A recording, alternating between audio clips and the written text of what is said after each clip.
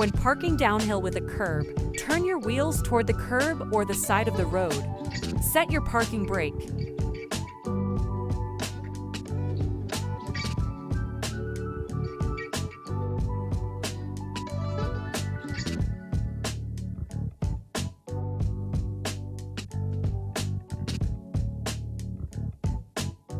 When you park facing uphill, turn your wheels away from the curb and let your vehicle roll back and gently touch the curb. Set your parking brake.